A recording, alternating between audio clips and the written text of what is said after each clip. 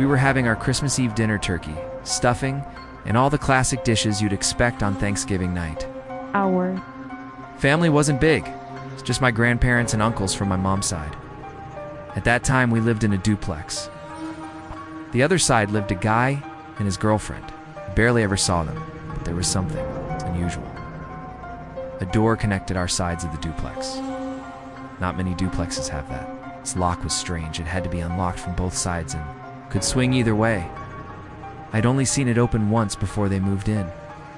Since then, it had stayed locked on our side, and that night, while we were eating, the doorknob began to twist and turn on its own.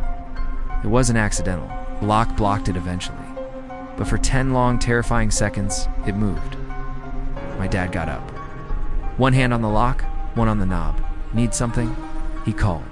No answer. He unlocked the door and swung it open. Their side was pitch black. No lights, no cars outside. We knew they had left earlier. We assumed the worst. Maybe there was an intruder. My dad, my uncle, and I went inside to check. Lights flicked on. Every corner searched. Then a thud. A crack. Upstairs, the floorboards groaned under pressure. My heart stopped. I stayed behind while my dad and uncle ran up suddenly. A scream tore through the duplex. My entire family jumped from the table. My dad rushed down, my uncle beside him, clutching a stab wound in his shoulder. We locked ourselves in our side and called 911, and then it began. Heavy stomps, banging, ramming, chips forming in the door, grunting, screaming. Whoever it was. He wanted in. My dad and uncle armed themselves with knives. I grabbed one too. We waited, and somehow, he gave up. We watched as he ran off into the night, a black Honda Civic disappearing through the snow. The next year, the same neighbors still lived there. A Christmas get-together, there he was. Man, we confronted them. Denials, excuses, out of state. There was no proof, but we knew. We left the duplex a month later. Fear had grown too heavy. This was when I was 5 years old. Christmas Eve, around 3 a.m., I woke, curious to see if Santa had come. The tree was full of presents. I was ecstatic then. Then I saw someone in the kitchen, a really tall man, chugging milk straight from the carton. He spotted me. Quickly, he put a finger to his lips, telling me to be quiet. "Are you Santa?" I asked. "Yes," he whispered. He walked past me, patted my head, and went to the living room.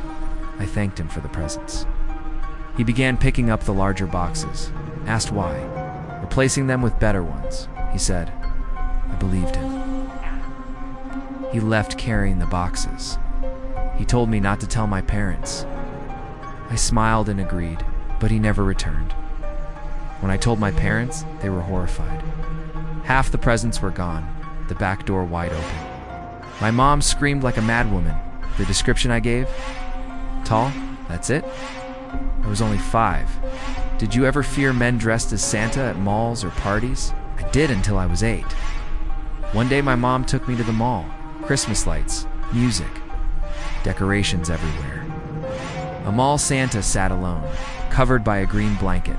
She insisted I sit on his lap. Hesitant, I obeyed. He whispered in my ear, "What do you want for Christmas?" "A Game Boy Advance," I said. He promised I'd get it, but then asked me to follow him to get it immediately.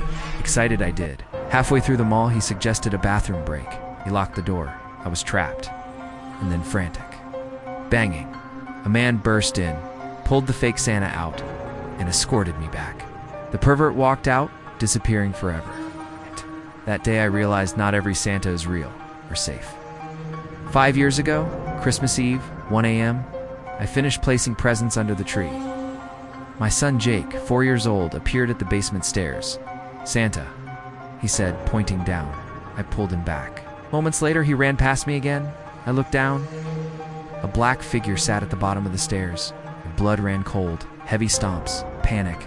I threw open the storm door and ran outside with him. To the neighbor's house. Frantically rang the bell. Inside safe. But the intruder? Gone. I told Jake it was Santa. Years later, he remembered. Now wiser Christmas Eve. The magic isn't always what it seems. Not every Santa is kind. Not every Holiday is safe.